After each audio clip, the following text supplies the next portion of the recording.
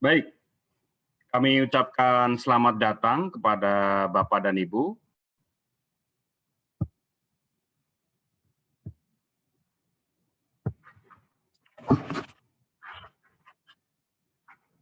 Baik, Bismillahirrahmanirrahim, kita mulai ya. Kurang 3 menit, jadi pas nanti waktunya saya akan cuma 1 menit saja nih. Bismillahirrahmanirrahim. Yang dalil nganggo Injil barang. Ya, terima kasih kepada Bapak dan Ibu yang sudah bergabung di acara sharing Humas Kementerian Agama Republik Indonesia di episode yang keberapa ini ya? Keberapa Mbak Lela? Keempat, Pak. Wih, keempat. Kirain ke-40 nih. Insya Allah bisa sampai 40 lebih. Ya, insya Allah. Alhamdulillah. Pada kesempatan kali ini kita buka terlebih dahulu. Bismillahirrahmanirrahim. Assalamualaikum warahmatullahi wabarakatuh. Waalaikumsalam warahmatullahi wabarakatuh. Alhamdulillahilladzi an'amana bi ni'matil imani wal Islam. Wassalatu wassalamu ala asyrafil anbiya'i wal mursalin wa ala alihi wa ashabihi wa man tabi'ahum bi ihsanin ila yaumiddin. Amma ba'du.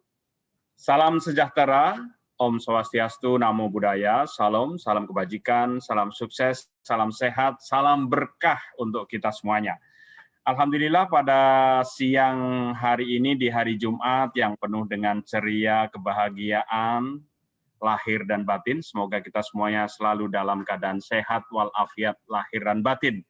Dan bagi sahabat-sahabat kita yang ada yang sakit mungkin ya, semoga sembuhkan penyakitnya, lekas sembuh, sehat sedia kala. Baik, sebelum kita mulai, mari kita buka terlebih dahulu dengan membaca umul kitab bagi yang muslim, dan bagi sahabat-sahabat kami yang beragama Kristen, Katolik, Hindu, Buddha, silakan berdoa sesuai dengan agama masing-masing. Bagi yang muslim, Al-Fatihah. Bismillahirrahmanirrahim.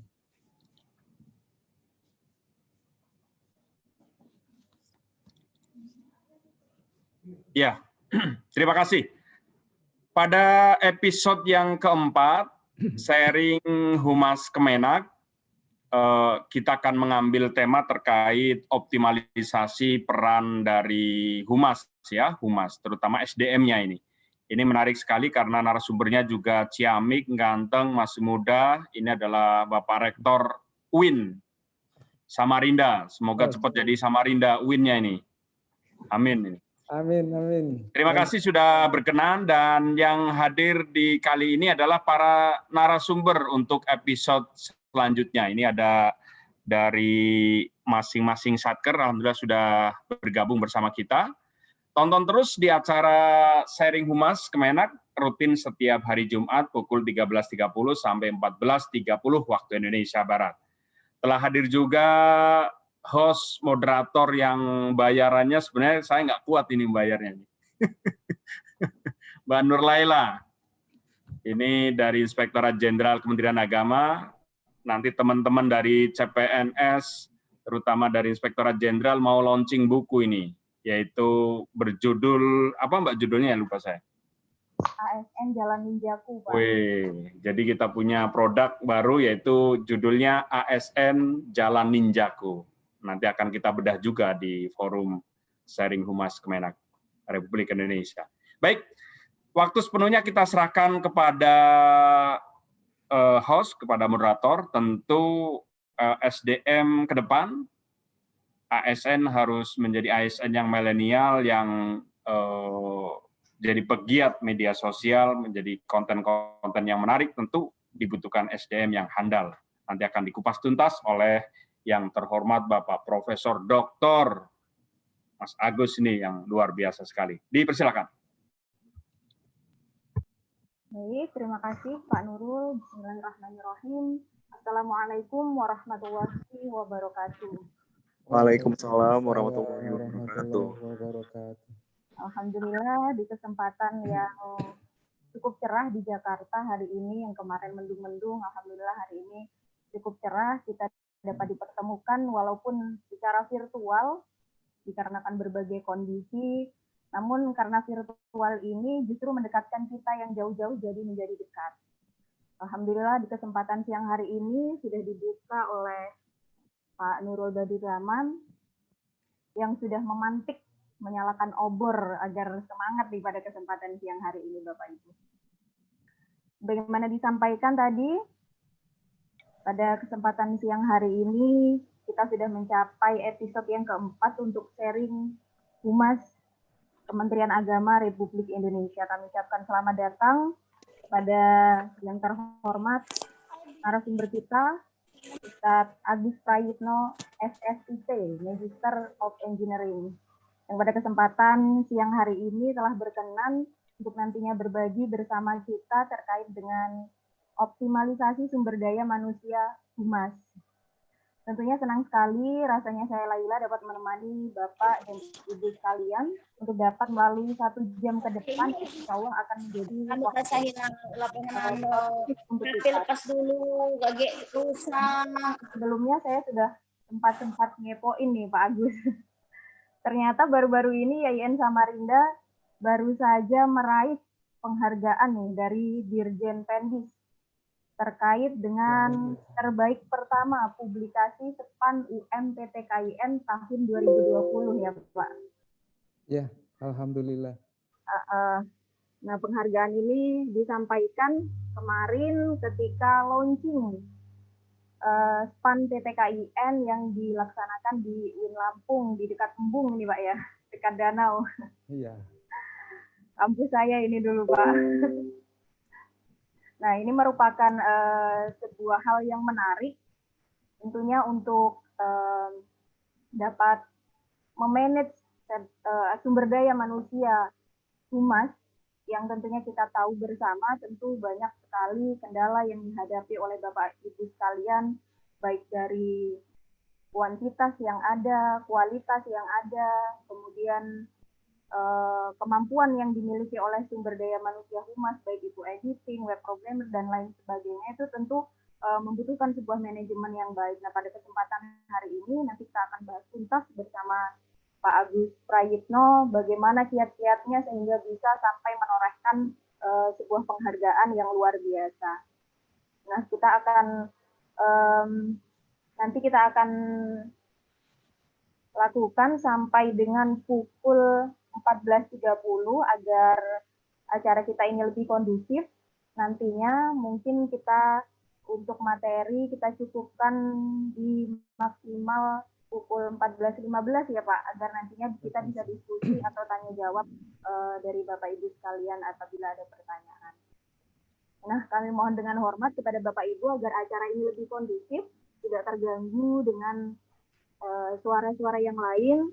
Untuk Bapak Ibu yang belum mute, bisa di-mute terlebih dahulu selama sesi. Nanti ketika sesi tanya jawab, kita bisa unmute dan gunakan suaranya untuk bertanya dan sharing. Untuk yang terhormat Pak Agus Prayitno, saya persilahkan. Baik. Bismillahirrahmanirrahim. Assalamualaikum warahmatullahi wabarakatuh.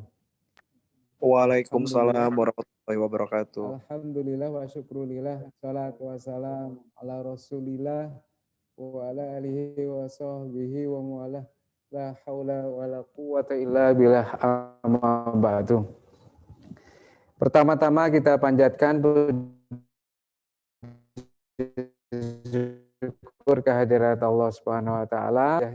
Kita bisa berjumpa di seri yang keempat ini, sharing Humas Ijen Kemenak Republik Indonesia atas prakarsa yang luar biasa dari Bapak Kiai Haji Nurul Badrul Tamam yang kemudian memberi kesempatan kepada saya untuk menyampaikan materi sebagai narasumber, dan atas diskusi saya dengan Bapak Nurul Badrul Tamam, tema apa yang paling tepat, dan saya pilih optimalisasi SDM Humas. Nah, kemudian gayung bersambut, terima kasih Mbak Laila atau Ibu Laila ini. Kita panggil Mbak Laila saja supaya kita lebih asik nih. Belum menikah. Alhamdulillah. Mbak Laila, kemudian izinkan saya menyapa dulu yang terhormat Rektor IAIN Samarinda, para pimpinan, wakil rektor, kabiro, seluruh dekan, dosen, mahasiswa yang pada kesempatan ini tidak bisa masuk ke Zoom semua, tapi ada YouTube, mereka melihat di YouTube terhadap acara ini sangat mendukung, luar biasa, apalagi apresiasi dari Rektor, salam dari Rektor Pak Nurul Badrul Tamam yang luar biasa, sehingga acara ini menjadi acara kedua ya, kalau hari Rabu itu forumnya Rektor, kemudian para pejabat. Nah, di yang Jumat ini luar biasa bisa memberi kesempatan kepada Pranata Humas tentunya untuk memberikan kesempatan sharing terhadap ilmu yang dimilikinya untuk berbagi bagaimana membangun humas di Kementerian Agama maupun di Satker masing-masing. Nah, sebelum saya menyampaikan materi, karena kita dibatasi waktu sampai kalau di sini nanti sampai pukul 14.15 nih, 14.15 Wita berarti pukul 13.15 kami akan menyampaikan materi tentang optimalisasi SDM Humas.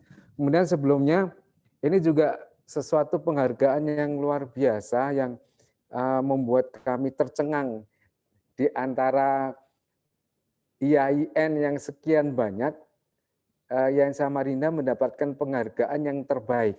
Nah, kemudian betul apa yang disampaikan oleh Mbak Laila tadi, banyak pertanyaan, bahkan secara internal yang dibuat humas terkait dengan publikasi SEPAN di tahun 2020 itu seperti apa saja. Nah, sempat kami sharing dengan panitia pusat, kami pernah diminta untuk membuat semacam video klip yang durasinya hanya 1 menit. Nah, alhamdulillah itulah kemudian yang dijadikan acuan untuk mempublikasikan SEPAN di tahun 2019 dan kemudian nanti akan kami tampilkan beberapa contoh publikasi yang kami buat baik dalam bentuk video, pamflet, berita-berita, kemudian ucapan-ucapan segala macam. Nanti bisa kita lihat sekilas. Baik, izinkan memperkenalkan diri, nama tadi sudah disebutkan, dan memang berbeda sekali dengan gelar-gelar yang lain. Kalau Bapak Nurul Badrul Tamam tadi sampai Profesor, Doktor, Alhamdulillah, amin, semoga menjadi doa. SSITMN itu apa kan gitu. Nah kebetulan secara pribadi saya mutasi dari Badan Pertanahan Nasional ke IAIN Samarinda. Gayung bersambut takdir yang saya harus jalani sehingga saya bisa masuk bergabung di IAIN Samarinda. Dan kebetulan di samping diberi kepercayaan sebagai koordinator humas dan protokoler IAIN Samarinda, diberi juga kepercayaan untuk mengajar hukum agraria, kemudian manajemen sumber daya manusia, dan tentunya yang terkait dengan kehumasan untuk semester ini nanti saya diberi kepercayaan untuk mengajarkan materi terkait tentang manajemen humas. Nah itu sekilas tentang diri saya dan izinkan dalam waktu yang sangat singkat, apa sih yang dibuat oleh Humas IAIN Samarinda sehingga kemudian bisa mendapatkan penghargaan yang menurut kami juga mengagetkan kami juga. Nah ini bisa kita lihat bersama-sama, bisa disaksikan ya PPT-nya ya Bapak Ibu. Mbak Lela bisa lihat PPT yang saya tayangkan? Belum ini Pak. Belum. Tampil di layar ya.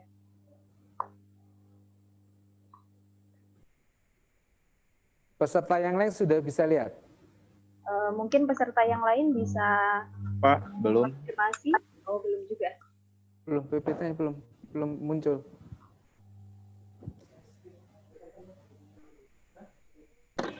PPT-nya belum dilihat, bisa dilihat.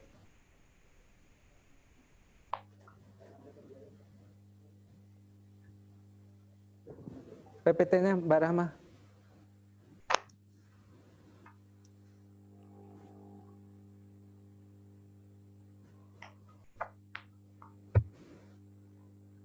Baik, sambil Belum bisa dilihat, Mbak Lela? Ya, belum Pak ini. Mungkin belum di share screen-nya mungkin Pak.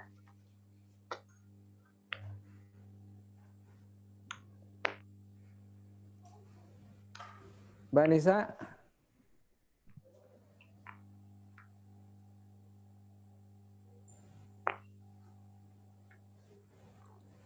Baik, sambil menunggu di PPT-nya. Tadi saya sudah kirim ke Pak Badrul Tamam nih. Oke, udah. Bentar nih, sedang di itu.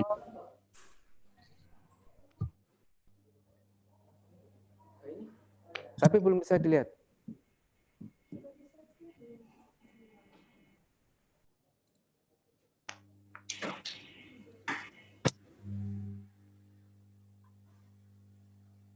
Nah, iya ini. Sudah ya? Iya, sudah. Mbak Lela? Sudah Pak, sudah tampil Pak.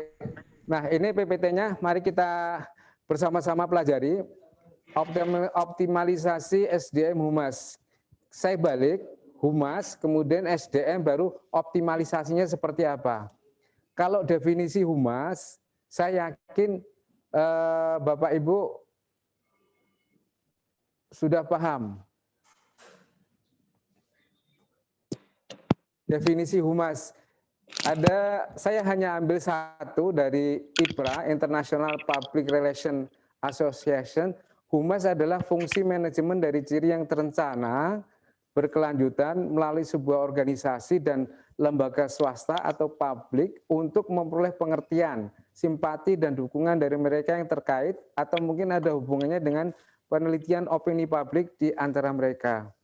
Kemudian definisi yang lain, Humas adalah sebuah proses yang terus-menerus dari usaha-usaha manajemen untuk memperoleh kemauan baik pengertian dari pelanggan, pegawai, dan publik yang lebih luas.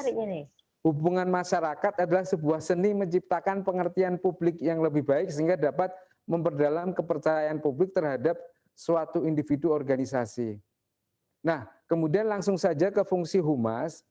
Kemudian Humas itu bisa efisien, efektif, itu kalau langsung berada di komando pimpinan utama. Fungsinya.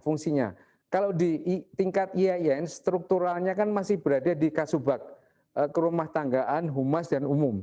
Namun kemudian atas kebijakan dukungan dari para pimpinan, terutama rektor, dibentuklah koordinator Humas. Yang komandonya itu secara fungsi itu langsung dikomandoi oleh pimpinan utama. Sehingga kemudian apabila ada kebijakan, ada acara, ada kegiatan yang membutuhkan sesuatu yang cepat, itu langsung. Jadi tidak kemudian harus melalui sebuah prosedur yang panjang.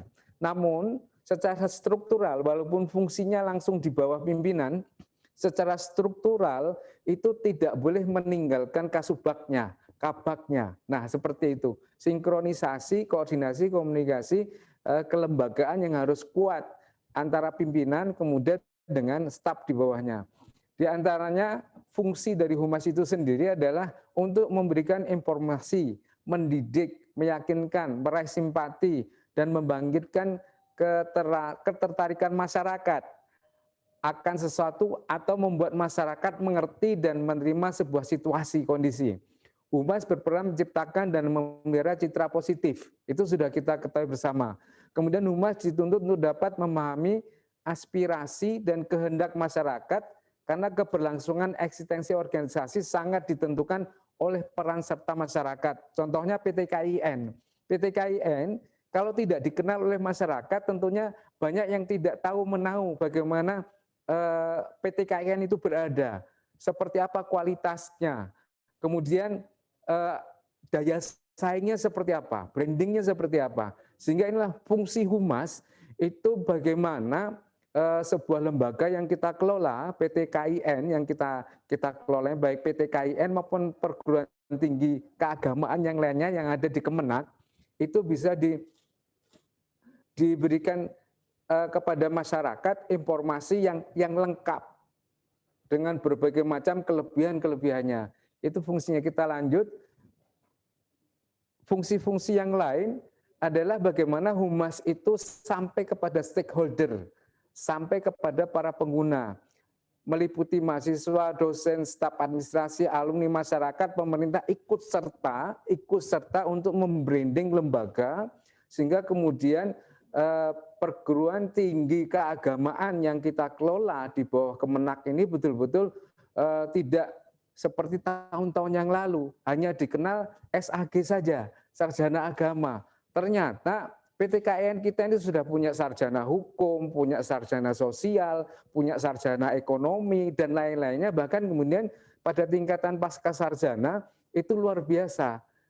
Di sekup Kalimantan Timur saja, Kalimantan Timur dan Kaltara, itu lulusan kita sudah mulai bersaing ketika stakeholder instansi-instansi pemerintah, contohnya pengadilan negeri segala macam, itu sudah melirik lulusan-lulusan dari Fakultas Syariah. Karena di situ ada nilai lebihnya. Nilai lebihnya lulusan kita ini tidak sekedar memahami hukum secara positif, tapi ternyata menguasai dalil-dalil yang memperkuat sebuah hukum itu diterapkan di dalam masyarakat. Itu contohnya. Kemudian kita lanjut, visi dan misi Humas. Sama-sama kita pahami, visi terciptanya pengelolaan kehumasan yang proporsional, profesional, efektif, dan efisien dalam mendukung penerapan prinsip-prinsip tata kelola kelembagaan yang baik. Misinya yang pertama, membangun citra positif, reputasi positif kelembagaan, branding dari lembaga itu harus betul-betul dibangun. Membentuk, meningkatkan, dan memelihara opini positif publik. Sehingga IAIN, UIN, itu dikenal oleh masyarakat memang betul-betul sebuah lembaga yang menghasilkan lulusan yang luar biasa, yang diakui oleh masyarakat, kemudian siap pakai, kemudian bisa menjawab tantangan zaman, menjawab berbagai macam problem masyarakat terkait dengan hukum-hukum keagamaan. Nah, kalau kita bicara hukum keislaman, lulusan IAIN itu harus bisa memberikan solusi-solusi tepat kepada masyarakat dan siap pakai, mengelola masjid, mengelola lembaga dakwah segala macam, kemudian mendirikan pendidikan yang berkualitas. Kemudian menampung dan mengelola aspirasi masyarakat, mencari, mengklasifikasi serta menganalisis informasi yang berkembang, sehingga kemudian humas itu harus bisa menjadi penyeimbang informasi, bisa meluruskan informasi-informasi yang tidak benar terkait tentunya dengan Kemenak, kemudian program-program Kementerian Agama, kemudian program-program kelembagaan pendidikan yang sedang kita kelola. Kemudian membangun kepercayaan publik. Ini sangat penting. Sehingga kemudian visi, misi, kemudian moto segala macam yang diterapkan di PTKIN atau perguruan tinggi keagamaan itu betul-betul komprehensif, kompleksitas, bisa membangun peradaban zaman. Tidak sekedar menjadi yang paradigma lama bahwa IAIN itu hanya sarjana agama begitu saja, tetapi bisa menjawab tantangan masyarakat baik saat ini maupun yang akan datang. Visi dan misi kita seperti itu. Sehingga kemudian kalau kita lihat di Permenpan RB yang baru nomor 6 tahun 2014, di sana disebutkan Pranata Humas. Pranata Humas memiliki tugas pokok yang sama-sama harus kita pahami, kegiatan pelayanan informasi dan kehumasan, meliputi perencanaan, pelayanan informasi dan kehumasan, hubungan eksternal dan internal, audit komunikasi, kehumasan, serta pengembangan pelayanan informasi dan kehumasan. Bapak Ibu yang saya hormati, lebih menarik lagi, kita lihat tupoksi humas itu sudah kita pahami belum? Nah ini, tupoksi humas itu sudah kita pahami belum? Kita ini kalau ditaruh di humas, apa sih yang harus kita kerjakan? Nah ini, yang pertama, peliputan kegiatan pimpinan, pengelolaan dokumentasi, publikasi pengelolaan penyelenggaraan lembaga, konferensi pers, penyusunan press release, pengelolaan clipping berita, penyusunan analisis berita, penghubung media massa, pengelolaan iklan layanan masyarakat, pengelolaan PPID. PPID ini terkait dengan data digital ya, data digital. Pembangunan basis datanya seperti apa? Masih ada 10 lagi. Penghubung instansi lembaga, pengelolaan media sosial, pembuatan ucapan-ucapan resmi lembaga, pelayanan pengaduan masyarakat, bimbingan teknis kehumasan, dan lain-lain. Penerbitan majalah, ikut serta dalam pameran, penyiapan petugas dan pengisi acara, juru bicara, evaluasi pelaksanaan kebijakan. Ada 20 yang saya susun berdasarkan berbagai macam sumber peraturan perundangan. Ada 20 tupoksi humas yang betul-betul harus kita laksanakan untuk membranding lembaga. Kita lanjut, masih ada waktu 20 menit. Nah ini contoh karya dari IAIN Samarinda, IAIN News, majalah. Ini kita terbitkan 6 bulan sekali. 6 bulan sekali mulai Januari, Februari, Maret, April, Mei, Juni, Juli. Kemudian berikutnya, periode berikutnya sampai Desember. Ini salah satu contoh majalah yang memuat semua berita yang diambil oleh teman-teman humas sebagai wartawan, kemudian dikelola, kita sajikan dalam sebuah majalah, kita dokumentasikan dalam sebuah majalah semacam ini. Nah, kemudian di antara yang lain peran kita memberikan ucapan-ucapan terkait dengan ulang tahun pemerintah misalnya. Kemudian kita juga mendapat amanat akan menjadi tuan rumah Green Metric PTKIN se-Indonesia. Nah, salah satu publikasi kita adalah semacam ini, penanaman pohon. Kemudian yang lain-lain. Lanjut. Nah, kemudian untuk mahasiswa, kode etik mahasiswa yang kita buat, itu pun kita buat pamfletnya lembar per lembar. Kemudian informasi-informasi yang lain, di sini kita mengoptimalisasikan mahasiswa-mahasiswi kita menjadi model, sehingga memberikan daya tarik tersendiri kepada stakeholder untuk membaca informasi yang kita buat. Nah, yang kita tayangkan di sini Bapak Ibu, tidak sekedar good looking good, enak dipandang, tapi ternyata mereka ini adalah mahasiswa-mahasiswi yang memiliki prestasi di atas rata-rata, baik prestasi akademik maupun prestasi-prestasi yang lainnya. Kemudian kami sempat studi banding, diantaranya ke Uinsuka, kemudian ke Bandung, itu juga sudah membuat semacam ini. Kemudian humasnya Bandung dan Uinsuka itu merekrut mahasiswa-mahasiswa yang berprestasi untuk dijadikan model atau duta. Nah, semacam ini, salah satu contohnya.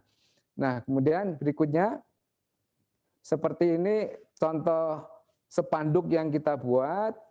Mungkin Bapak Ibu di perguruan tinggi yang lain lebih bervariatif membuatnya. Nah, lebih mendalam lagi, masih ada waktu 15. Kemampuan dasar dan kemampuan teknik apa sih SDM Humas yang harus kita rekrut?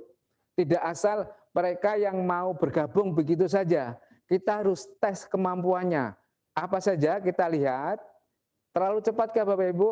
Mbak Lela, apa yang saya sampaikan? Karena tinggal 15 menit ini.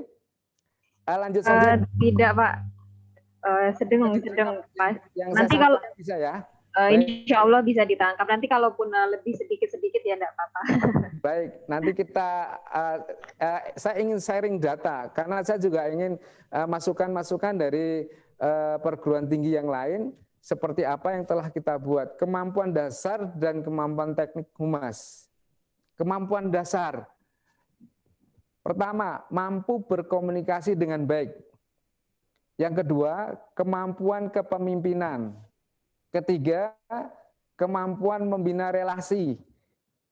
Kemudian yang keempat, kemampuan menghadapi situasi krisis. Nanti seperti apa itu? Kemudian kreatif dan inovatif. Yang keenam, kemampuan menulis. Jurnalistiknya seperti apa? Nah, kemudian yang ketujuh, kemampuan analisis pemberitaan. Piawai bernegosiasi. Nah, seperti apa ini?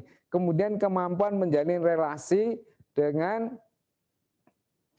media internal maupun eksternal. Kemudian yang ke-10, memiliki integritas dan jujur.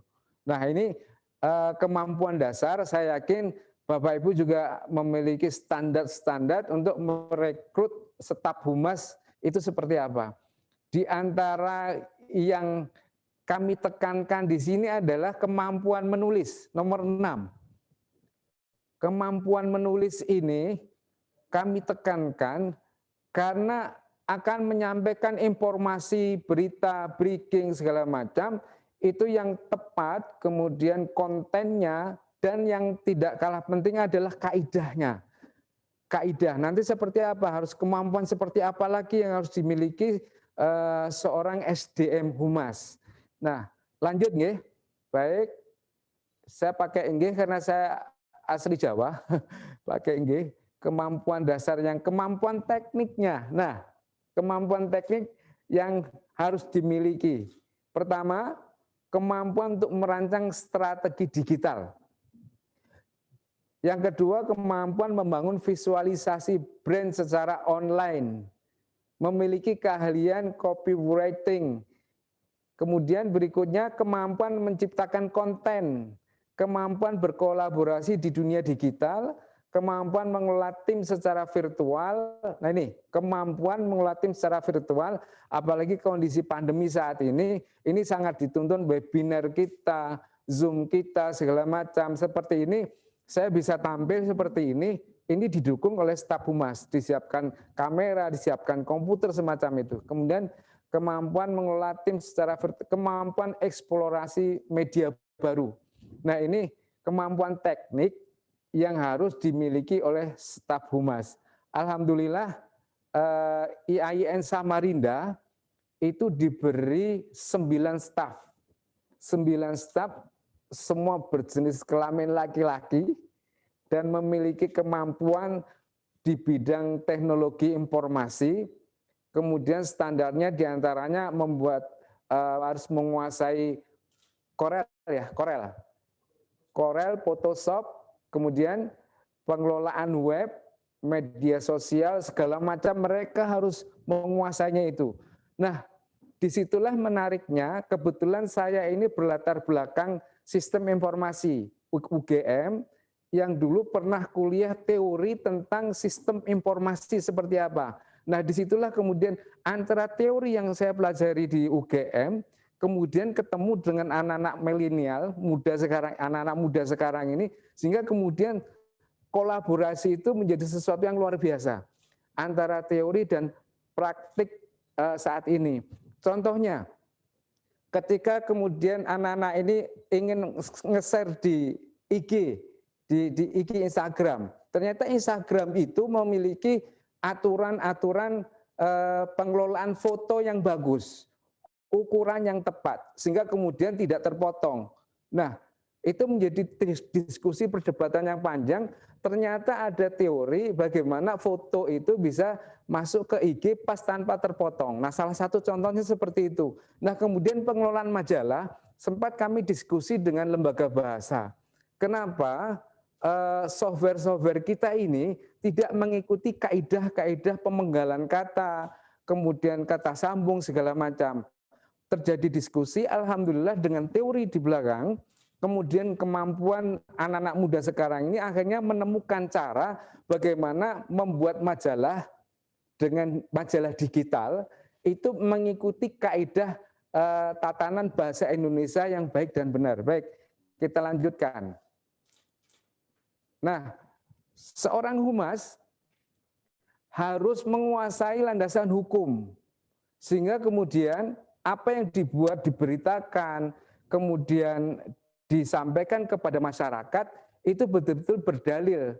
Seperti halnya ketika kita ini berdakwah, mengajarkan agama, harus ada dalilnya Al-Quran dan hadis dan yang lain-lain. Demikian juga seorang wartawan, seorang pembuat berita di humas, ini harus menguasai hukum.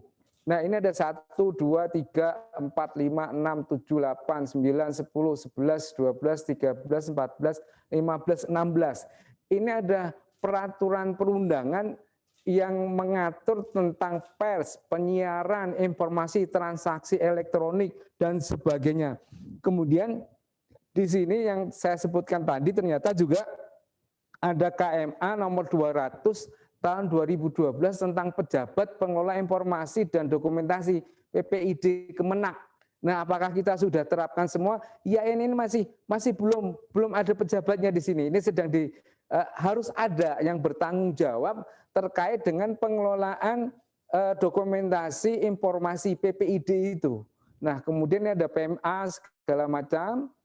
Ya, saya yakin Bapak Ibu ini bisa menjadikan landasan menjadi BIMTEK ya dari Ijen untuk mensosialisasikan aturan-aturan ini sehingga Humas itu ketika membranding lembaga, ketika kemudian Humas ini membuat berita itu sesuai dengan aturan-aturan yang berlaku, tidak asal seleranya sendiri, tidak asal selera masing-masing. Landasan hukumnya. Lanjut, peraturan perundangan ilmu yang harus dikuasai oleh Humas. Ini secara internal. Saya contohnya begini, seorang Humas harus menguasai satu tentang peraturan perundangan yang mengatur IAIN. Nah, yang dimiliki IAIN harus pasal demi pasal itu jangan sampai terlewatkan. Kemudian ketika menginformasikan itu tidak asal memberikan informasi, tetapi dalil-dalilnya itu kaidah-kaidahnya jangan sampai ditinggalkan. Karena setiap satu kata, satu kalimat yang kita beritakan melalui web, melalui media sosial itu harus bisa dipertanggungjawabkan. Nah itu. Kemudian harus menguasai satker, harus menguasai statuta.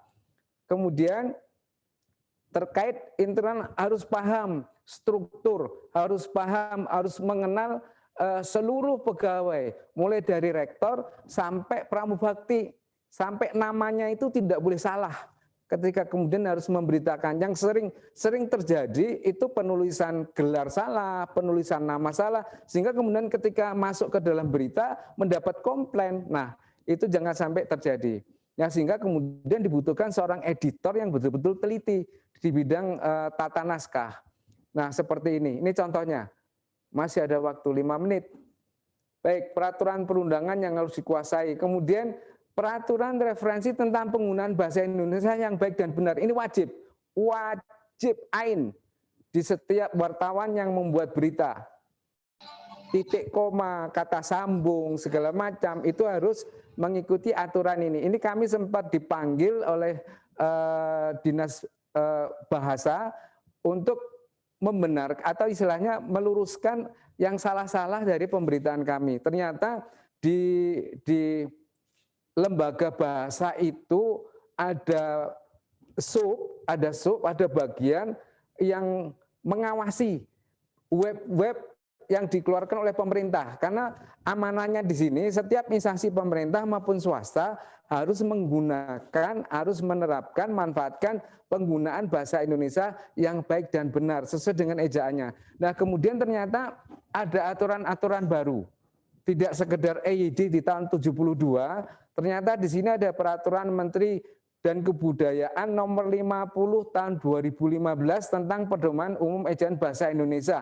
Ini harus dipelajari pasal demi pasalnya sehingga kemudian seorang wartawan kita, humas kita itu jangan sampai salah lagi untuk kata sambungnya jangan sampai salah, kemudian menulis ejaan yang baik dan benar seperti apa. Masih 5 menit. Nah, termasuk yang dikeluarkan oleh Kemenak terkait dengan penulisan gelar. Nah, ini pun harus dipelajari. Ternyata tidak berlaku surut, Pak Nurul, Bu Laila, Bapak Ibu. Ternyata di situ berlaku sejak diundangkan. Nah, ini harus dipahami. Kalau kemudian ada produk sebelum tahun itu harus menyesuaikan ijazah yang dikeluarkan dokumennya.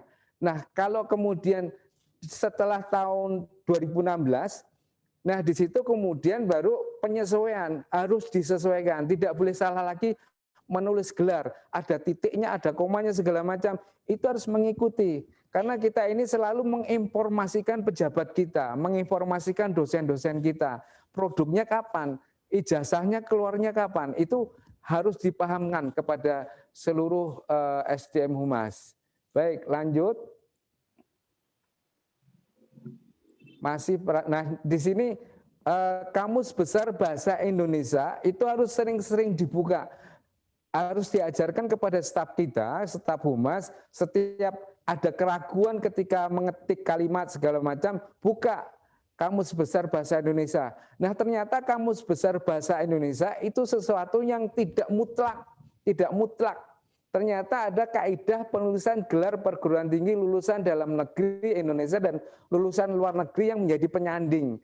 Kemudian pedoman transliterasi bahasa Arab ke bahasa Indonesia, apalagi perguruan tinggi keagamaan Islam itu selalu menggunakan kata-kata saduran bahasa Arab. Nah, ini harus dipahamkan juga, jangan sampai kemudian asal tulis. Seperti apa? Ternyata di sini ada pedomannya. Pedoman ini sebagai pendamping Kamus Besar Bahasa Indonesia. Nah, apakah kita akan menggunakan pedoman translasi bahasa Arab ataukah kita akan menggunakan Kamus Besar Bahasa Indonesia? Konsistensinya harus diperhatikan. Kalau kita menggunakan Kamus Besar Bahasa Indonesia berarti dari A sampai Z harus mengikuti itu. Tapi kalau kemudian kita menggunakan pedoman translasi, kemudian kita ada kaidah yang harus diikuti. Contohnya seperti itu. Baik, kemudian lanjut. Masih ada waktu 4 menit. Mbak Laila. Nah, contohnya kemudian yang harus dikuasai oleh humas adalah profil lembaga. Profil lembaga yang tadi sempat saya sampaikan, strukturnya, aturannya, kemudian sampai mulai dari rektor sampai pramubakti, itu semuanya harus dihafalkan, kemudian fakultasnya, prodinya, penyebutannya itu tidak boleh salah, tidak boleh salah. Sehingga seorang SDM humas itu harus menguasai itu semua, harus menguasai. Nah, di antaranya adalah sejarah, visi, dan misi. Semuanya kelengkapan dari struktur organisasi, kelembagaan itu harus dikuasai sampai organisasi kemahasiswaan, SEMA, DEMA, UKM, UKK, institut, dan fakultas itu humas ini harus paham. Harus paham sampai ke sana. Siapa sih SEMA-nya, siapa sih DEMA-nya, kemudian kegiatannya apa saja. Nah, di sini kemudian sinkronisasi, koordinasi dalam pemberitaan itu ada istilahnya apa Mas? Kemitraan ya. Mitra penyiaran. Nah, seperti itu. Surat menyurat segala macam. Sehingga kemudian kalau mahasiswa harus mengadakan kegiatan di hari Ahad, wartawan humas ini juga harus siap berangkat hari Ahad. Karena kebanyakan mahasiswa ini kalau di jam kuliah kan mengganggu kuliah, sehingga kemudian di hari-hari libur humas ini pun harus siap di luar jam kerja untuk memburu berita. Baik, lanjut. Nah, kemudian sepertinya Bu Lela saya minta tambah 5 menit lagi. Ya, setelah itu, setelah menguasai teknik yang harus ilmu-ilmu dasar itu ternyata harus membangun etika keislaman akhlakul karimah. Nah, konsep etika akhlakul karimah yang harus dimiliki oleh seorang humas, yang pertama adalah qaulan sadida, perkataan yang benar, harus memiliki perkataan yang benar. Kemudian yang kedua, qaulan baligho, tepat sasaran, komunikatif, mudah dimengerti. Kemudian yang ketiga, qaulan ma'rufa, perkataan yang baik, perkataan yang mulia, perkataan yang lembut, perkataan yang ringan. Kemudian di sini seorang humas yang dimana harus melayani masyarakat, baik internal maupun eksternal, itu tidak boleh marah. Tidak boleh marah. Apapun kondisi dan kejadian. Mbak Mega ikut ya, Mbak Mega. Rindu saya sama Mbak Mega, ada fotonya nanti. Mohon maaf saya menyapa Mbak Mega. Lanjut. Jadi ini pernah disampaikan di Manado. Disampaikan di Manado, mudah-mudahan yang ikut ke Manado masih hafal ini. Lanjut. Kemudian akhlakul karimah seperti apa lagi? Emotional intelligence. Ini soft skill, kalau orang sekarang bilang soft skill, harus memiliki rasa empati dan simpati. Kalau simpati itu ke lebih kondisi kesedihan segala macam. Kemudian empati empati itu memberikan penghargaan, simpati itu memberikan penghargaannya. Kemudian kalau empati kemudian bagaimana kita menanggapi situasi kondisi antara empati dan simpati ini. Nah, terkadang kita ini mudah memberikan empati daripada simpati. Kalau ada meninggal dunia, yang memberi ucapan itu sampai ratusan, tidak selesai-selesai. Tetapi kalau ada yang mendapatkan penghargaan seperti ini, saya pamerkan, ya, kemudian tidak semuanya memberikan simpati. Nah, ini kita harus pandai memberikan empati juga, simpati juga, sehingga ketika kemudian di antara anggota kita, dosen kita yang punya prestasi, mungkin lulus doktornya, profesornya, langsung segera kemudian kita berikan ucapan. Nah, seperti itu. Kemudian keterampilan sosial skill, kesadaran diri, berarti harus kalau di kitab Al-Hikam, mohon maaf, bukan saya menggurui, itu kesadaran diri di mana makom kita harus kita tempatkan, pada posisi apa, pada acara apa. Kemudian posisi kita ini menghadapi pimpinan seperti apa, kesadaran diri itu harus kita bangun. Jangan semaunya sendiri. Oh, besok itu ada tamu dari pusat. Oh, berarti saya harus pakai baju yang bagus, harus lengkap segala macam, sehingga kemudian ketika kita dipanggil pimpinan, nah, kemudian pimpinan menjadi puas terhadap pelayanan yang kita berikan. Kemudian pengaturan diri berarti kedisiplinan segala macam harus kita atur. Kalau harus berangkat pagi, harus berangkat pagi. Kemudian kalau istirahat. Nah, segala macam pengaturan diri. Kemudian motivasi diri dan memberikan motivasi kepada orang lain. Baik, lanjut. Nah, semuanya itu tak akan berhasil kalau tidak didukung oleh teman sejawat, teamwork, ya, bekerja sama, koordinasi yang baik. Tidak mungkin kita bisa bekerja sendiri, sehingga perlu didukung dengan teamwork yang kuat. Nah, kemudian secara keagamaan yang saya ambil di situ, dalam skup SDM kita, yang pertama harus saling mengenal. Harus itu wajib. Harus tahu namanya lengkap, segala macam, satu tim. Kemudian tafahum, memahami. Si A ini harus memahami si B harus memahami si A. Jangan kemudian memaksakan diri, lo harus memahami saya, karena saya punya karakter seperti ini. Tidak bisa. Kita harus bisa memahami orang lain. Kalau teman kita ini tidak suka ulat, kalau sudah lihat ulat, misalnya Mbak Laila ini, kalau lihat ulat bulu, itu sudah langsung wah teriak-teriak. Tapi jangan kemudian kita cari ulat bulu ditaruh di mejanya. Nah, seperti itu, memahami. Kemudian kalau Mbak Lela ini tidak suka sambal pedas, ya jangan disiapkan sambal pedas di mejanya. Nah, seperti itu contohnya.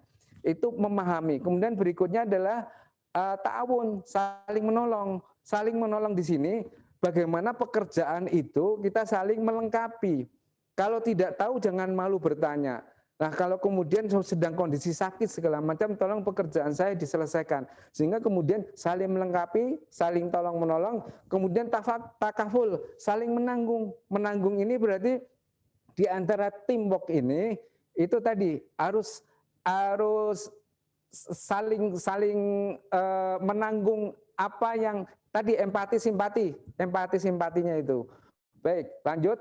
Nah, ini yang pernah ke Manado. Teamwork. Nah, semacam ini akan membuat kita semakin kuat dalam melakukan pekerjaan.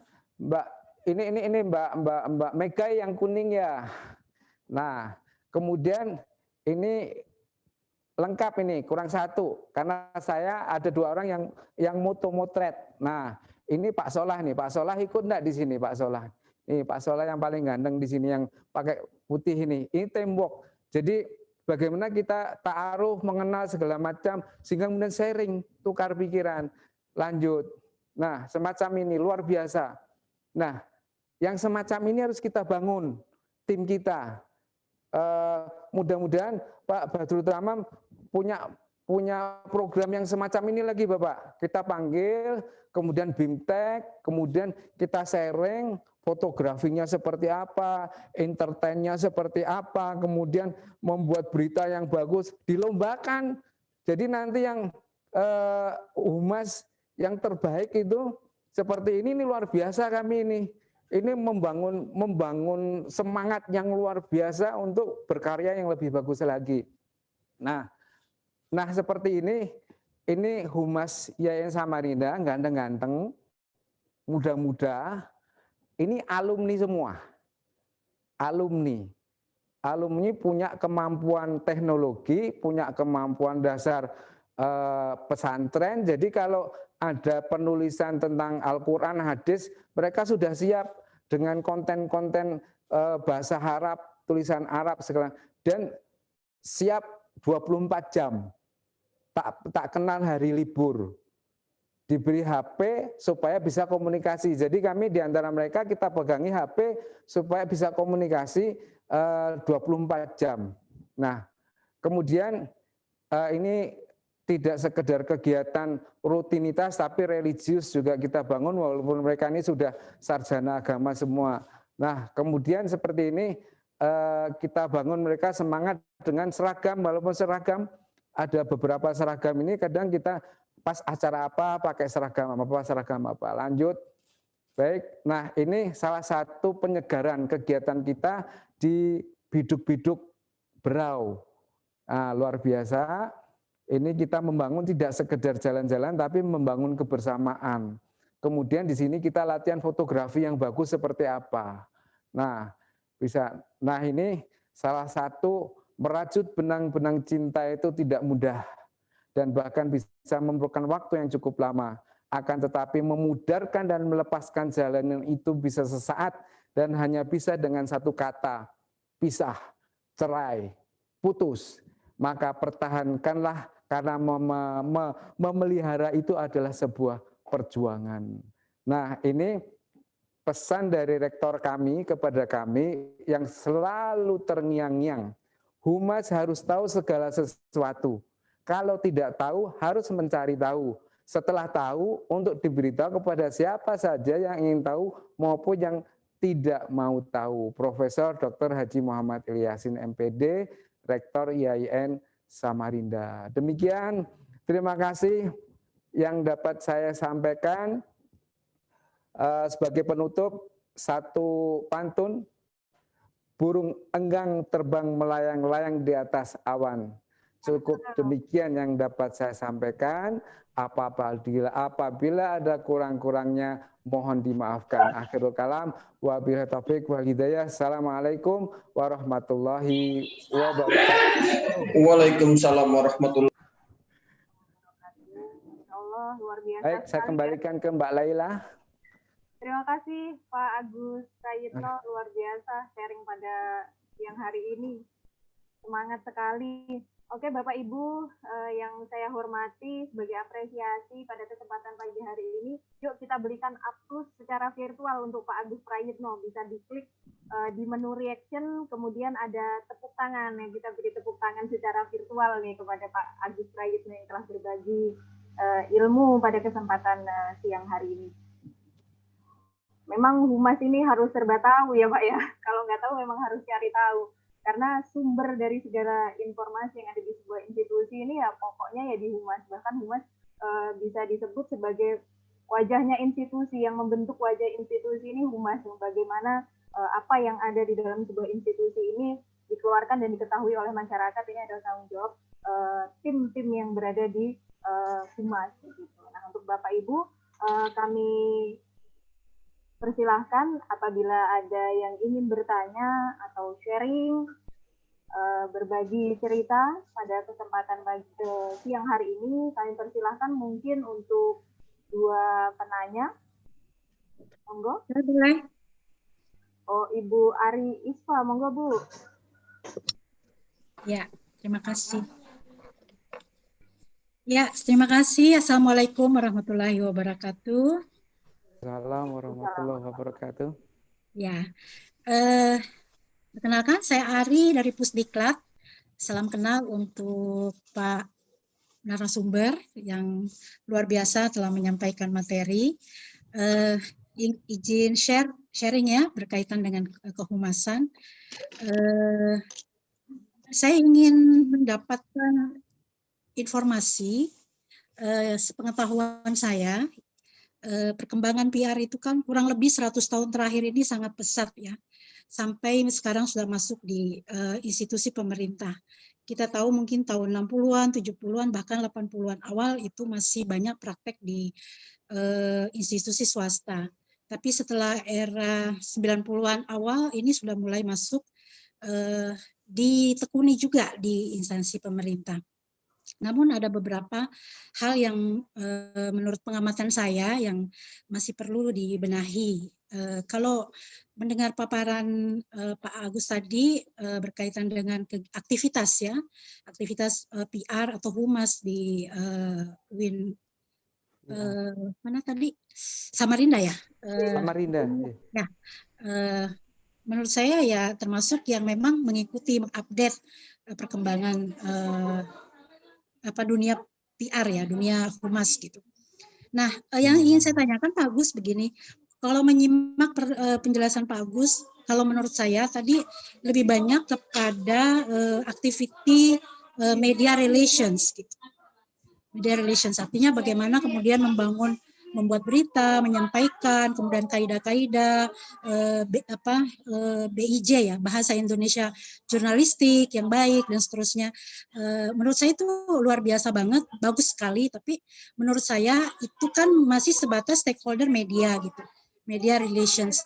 Nah, pertanyaan saya atau mungkin berbagi pengalaman gitu, bagaimana dengan stakeholder yang lain? Misalnya tadi ada ucapan-ucapan dan lain-lain, mungkin itu hal kecil yang bisa dilakukan ya bagi institusi pemerintah. Nah, kan sekarang eranya era reputation management nih Pak Agus, bukan lagi era media relations, apalagi press release, isu manajemen, krisis manajemen udah lewat gitu. Sekarang trennya kan branding organisasi ya, corporate branding. Karena apa? Karena PR sudah di level manajemen reputasi. Nah, sehingga menurut saya menguatkan media relations itu benar, tapi bagaimana membangun komunikasi dengan stakeholder yang lain yang saya ingin minta cerita, berbagi cerita dengan saya, Pak Agus, dengan pengalaman selaku Ranata Humas. Kita tahu stakeholder ini kan banyak, ada community, ada masyarakat dan lain-lain gitu. Jadi bagaimana UIN Samarinda, IAIN Samarinda ini melakukan stakeholder relations yang di luar media gitu, di luar pemberian informasi. Itu yang pertama. Yang kedua, bahwa yang saya pahami yang namanya PR itu senantiasa selalu mengintegrasikan antara internal relations dengan external relations. Gitu. Kalau dari tadi penjelasan Pak Agus, lebih banyak bagaimana berkomunikasi dengan pihak eksternal atau aktivitasnya pada bagaimana melayani eksternal dalam hal pemberitaan, bagaimana kita memasarkan produk-produk perguruan tinggi kita kepada masyarakat dan seterusnya. Nah, mohon berbagi cerita bagaimana Bapak kemudian mengelola internal relations-nya. Internal relations ini menurut saya kan karena ini adalah aset. Bagaimana beberapa kampus yang saya amati masih ada gap antara fungsional dengan struktural misalnya, antara pimpinan dengan bawahan, itu masih ada gap yang jauh dari keterampilan humas gitu, keterampilan komunikasi humas. Mungkin itu 2 poin yang saya ingin dapatkan pengalaman dari Pak Agus. Terima kasih. Wassalamualaikum warahmatullahi wabarakatuh. Waalaikumsalam warahmatullahi wabarakatuh. Bagaimana Bu Laila? Mungkin mau langsung. Jawab langsung aja, monggo silakan.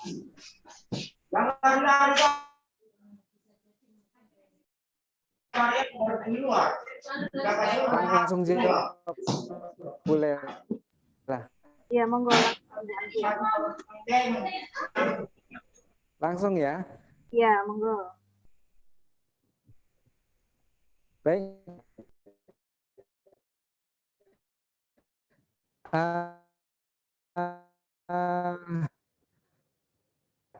Ibu Ari Isfa, baik, relasi hubungan kita harus sama-sama memahami komunikasi internal itu harus sudah final. Komunikasi internal humas kami karena ada fakultas selalu berkomunikasi untuk istilahnya ini apa? Mencari berita, kemudian masing-masing unit itu menginformasikan kegiatan-kegiatannya kepada humas, baik secara langsung maupun secara surat segala macam, termasuk mahasiswa yang saya sebutkan tadi. Nah, kemudian di masing-masing fakultas, terutama di fakultas itu ada unit humas masing-masing yang kemudian kami berkoordinasi untuk menyampaikan kegiatan yang harus kami liput. Itu dari sisi internal, dari kegiatan internal itu kami harus berkomunikasi. Kemudian memang belum sampai kepada BIMTEK, bimbingan teknis, tetapi antara humas rektorat dengan humas masing-masing fakultas itu tidak boleh putus komunikasinya. Bahkan kemudian ketika dalam acara-acara event-event yang besar, itu kita rekrut beberapa humasnya di fakultas, contohnya di FUAD, itu yang sudah punya radio, punya TV, kemudian kita rekrut untuk bersama-sama membangun sebuah press release ya istilahnya, kemudian siaran ke YouTube segala macam. Nah kemudian komunikasi antara pimpinan kepada masing-masing unit itu pimpinan kita memiliki jadwal khusus yang harus kita liput. Yang pertama adalah rapat pimpinan rutin setiap hari Senin itu wajib diikuti oleh seluruh pimpinan utama dan kemudian humas itu kemudian merangkum. Karena itu sifatnya rapat pimpinan, jadi tidak semua sedetail yang kita sampaikan, merangkum kemudian kita breaking news-kan supaya masyarakat kampus, warga kampus itu tahu kalau pimpinan sedang rapat. Kemudian apa saja yang dibicarakan secara general itu kita informasikan dan kemudian informasi itu akan diteruskan oleh masing-masing pimpinan kepada unit masing-masing. Itu salah satunya. Kemudian yang kedua, ada program dari pimpinan senam Jumat. Setiap Jumat pagi itu rektor betul-betul memiliki program yang harus diikuti oleh seluruh staf, seluruh keluarga besar, seluruh pimpinan. Di situ tidak hanya senam, diawali senam, kemudian dilanjutkan dengan apel. Nah, disitulah kemudian kalau yang hari Senin itu informasinya kepada para pimpinan, kalau di hari Jumat itu informasi pimpinan disampaikan kepada seluruh warga kampus yang mengikuti senam. Nah, kemudian itu pun kita breakingkan supaya teman-teman yang tidak sempat ikut senam di hari itu bisa mendengar, bisa melihat, bisa membaca apa yang disampaikan oleh pimpinan. Nah, kemudian setelah apel, itu pimpinan selalu mengajak kepada seluruh warga kampus untuk memperhatikan lingkungan dengan kerja bakti bersama. Nah, seperti itu. Itu salah satu membangun komunikasi internal. Nah, kemudian setiap kali berbagai macam acara yang dilaksanakan oleh unit, baik LPM, LP2M, perpustakaan, TIPD, TU, kepegawaian, segala macam, semuanya diliput. Kemudian dibuatkan berita, kemudian itu dibaca oleh seluruh warga kampus. Sehingga kemudian kegiatan misalnya di Fakultas FUAD itu bisa dibaca oleh FTIK. Kegiatan di FTIK itu bisa dilihat, dibaca oleh seluruh kampus. Nah, seperti itu. Sehingga kemudian peran humas rektorat itu memang luar biasa. Sehingga kalau kemarin sempat ketemu dengan teman-teman humas itu, kita ini termasuk humas yang memiliki staf paling banyak. Kalau yang lain katanya hanya 4, 3, 6, tapi kita memiliki 12 staf. kita bagi, kemudian siapa yang kemudian meliput, siapa yang mendesain grafis, siapa yang membuat berita, kita bagi.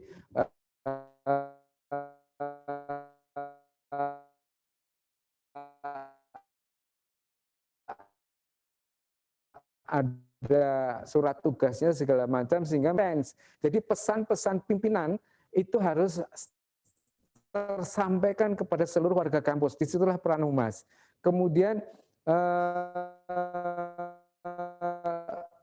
terkait dengan yang eksternalitas, internal itu harus final. Jadi tidak ada gap, tidak ada miss, tidak ada, kalau ada sesuatu perbedaan pendapat segala macam itu segera kemudian dikomunikasikan, sehingga kemudian harapan pimpinan itu untuk membangun, membranding lembaga itu satu visi, satu misi secara bersama-sama. Nah, kemudian untuk kegiatan eksternal kami berkomunikasi dengan tentunya pemerintah kota, provinsi, DPR, kemudian kita berkomunikasi dengan humas-humasnya perguruan tinggi yang ada di Provinsi Kalimantan Timur dan Kalimantan Utara. Nah, itu kita berkunjung, kemudian kita tukar majalah, kemudian sharing data, sehingga kemarin sebelum kami mendapat penghargaan publikasi SPAN terbaik, itu kami juga mendapat penghargaan terbaik ketiga untuk Provinsi Kalimantan Timur dan Kalimantan Utara di bawah Unmul dan Polnes. Kita kalah kunjungan karena jumlah mahasiswanya berbeda. Kalau Unmul itu kan sudah puluhan ribu, tetapi secara konten kita mendapat penghargaan yang luar biasa. Isi IAIN itu luar biasa, sehingga kemudian kita bisa nembus ke 3 besar. Nah, salah satunya di situ.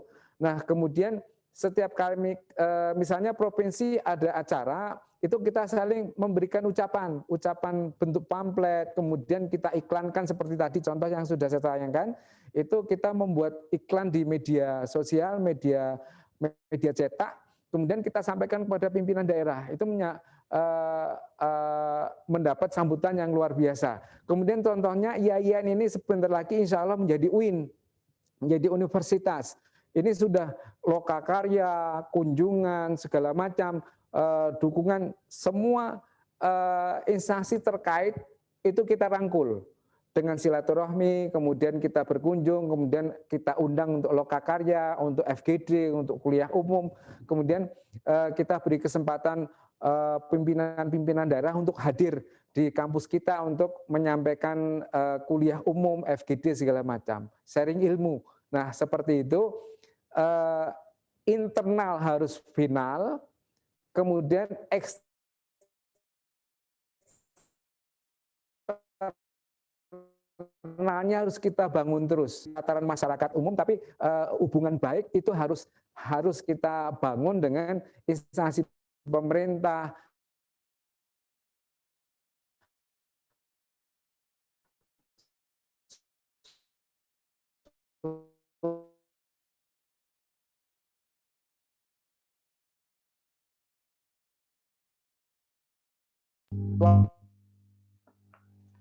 mohon maaf Pak Agus, ini suaranya terputus.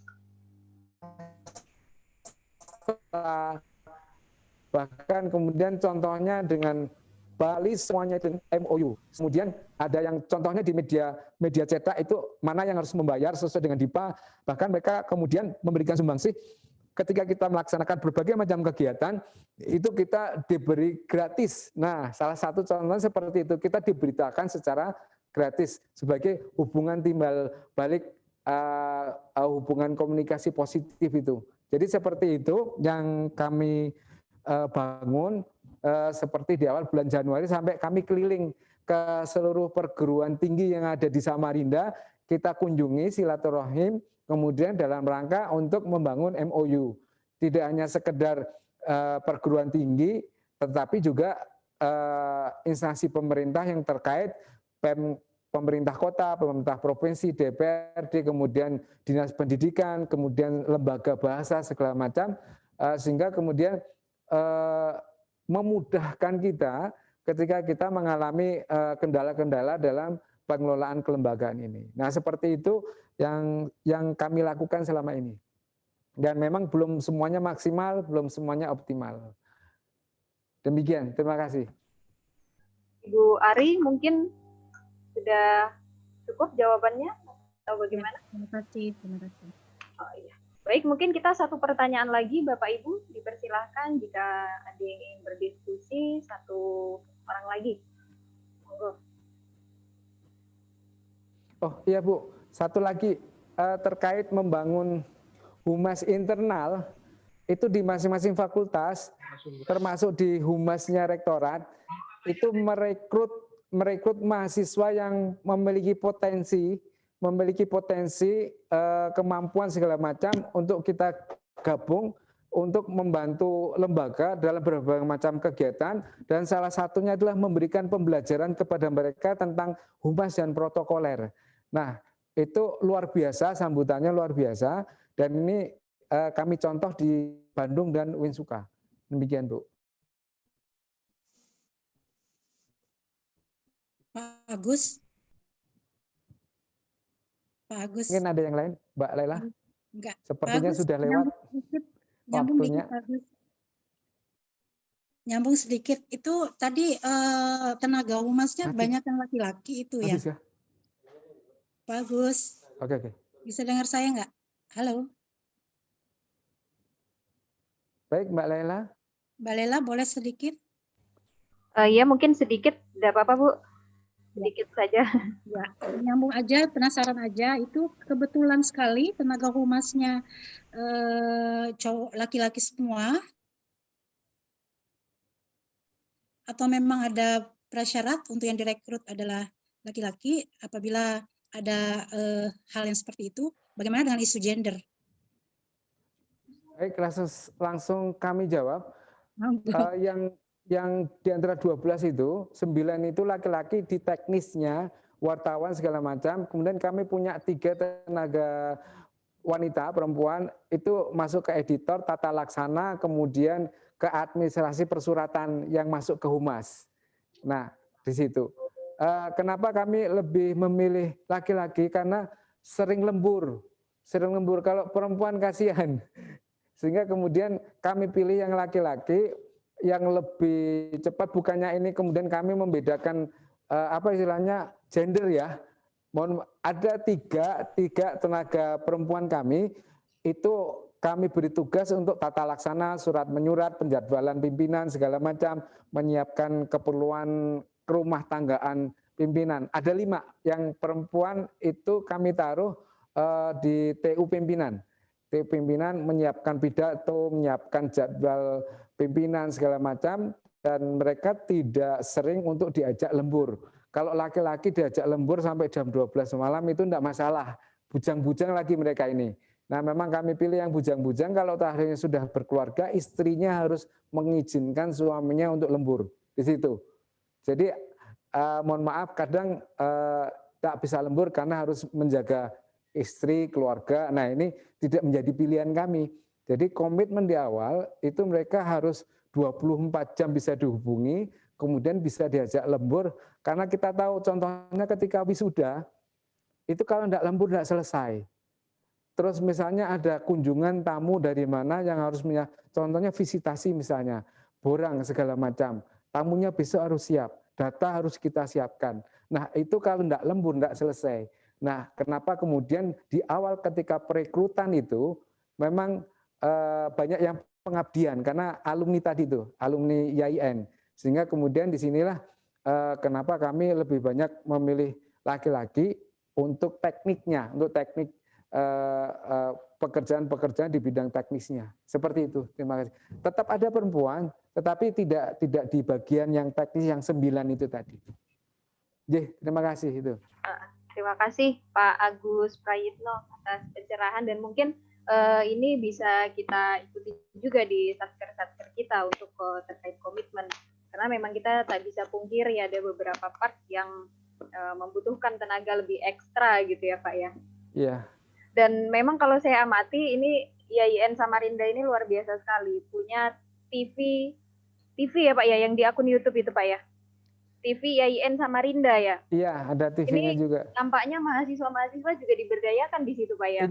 Itu ada lab-nya, ada studionya, kemudian sebagai praktikum mahasiswa KPI. Di situ akhirnya ada penyiar segala macam muncul dari situ, dan begitu selesai mereka diambil TVRI, TV tepian segala macam menjadi penyiar. Jadi pemberdayaannya sejak dari mahasiswa ini sudah dibentuk, ya, sehingga nanti bisa kembali ke institusi lagi. Dan ini subscribernya lumayan banyak ini Pak, lebih banyak daripada Itjen Kemenang ini subscribernya. Iya. Nanti kita subscribe semuanya TV IAIN Samarinda ya Bapak Ibu. Kita saling subscribe. Baik Bapak Ibu,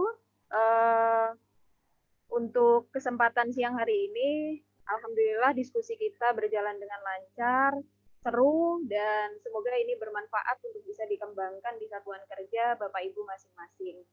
Nah, untuk Bapak Ibu yang belum mengisi absen, ini sudah di-share linknya, link untuk absen pada kesempatan siang hari ini agar bisa diisi sebagai bukti bahwasanya Bapak Ibu telah mengikuti acara ini dari awal hingga akhir. Nah, sekali lagi kami ucapkan terima kasih kepada Pak Agus Praitno yang telah berkenan untuk berbagi ilmu kepada kita semua. Ke depan nanti gantian Bapak Ibu yang lain yang ganti berbagi. Dan ini tadi Pak Nurul Pak Nurul sampaikan kepada saya, beliau berhalangan, jadi tadi keluar live lebih dulu, menyampaikan salam untuk ke Bapak dan Ibu, tidak bisa mengikuti sampai akhir Pak Nurulnya. Insya Allah kita cukupkan sampai di sini dulu perjumpaan virtual kita pada siang hari ini. Mari bersama kita tutup dengan mengucap hamdalah. Alhamdulillahirrahmanirrahim. Saya Nur Laila mohon undur diri. Mohon maaf apabila ada kesalahan, kata, tindakan, dan lain sebagainya. Pada Allah saya mohon ampun. Assalamualaikum warahmatullahi wabarakatuh. Waalaikumsalam warahmatullahi wabarakatuh. Bapak Ibu yang belum mengisi absen ini masih kami persilahkan, masih kami tunggu yang untuk belum isi absennya. Dan materi sudah kami share di kolom chat. Silahkan yang ingin mendownload materinya bisa buka dan di-download di kolom chat. Terima kasih Pak Agus. Iya, terima kasih sama-sama. Semoga salam sehat-sehat semuanya. Iya, insya Allah sehat semuanya. Terima kasih Pak Agus.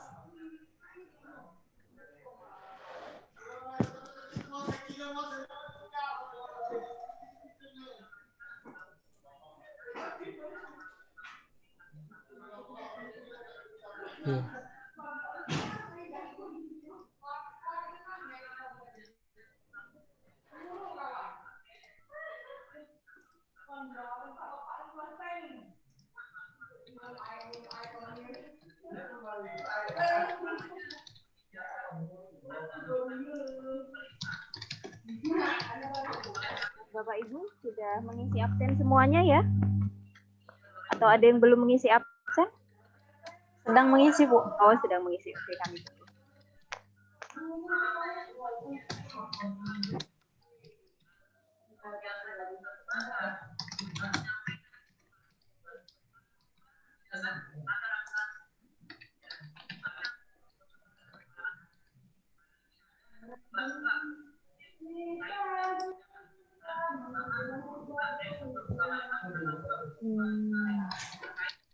Assalamualaikum.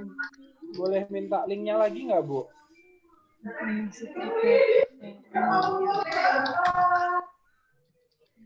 Absen, Pak. Bisa di-share kembali nggak, Bu, linknya? Link untuk absen. Oh iya. Bentar ya. Oke, Bu. Terima kasih.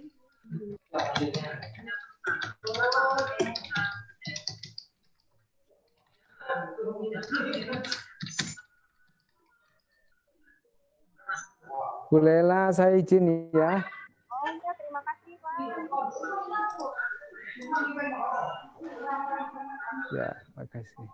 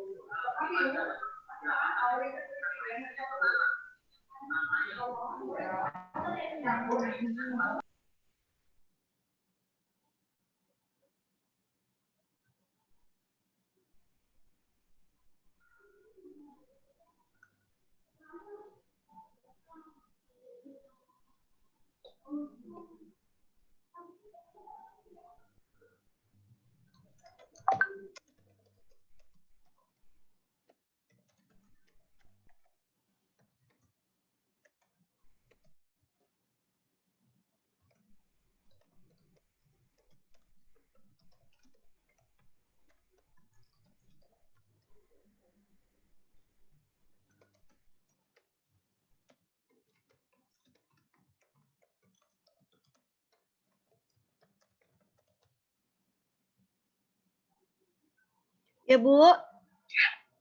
Waalaikumsalam. Oh, udah di kantor. Apa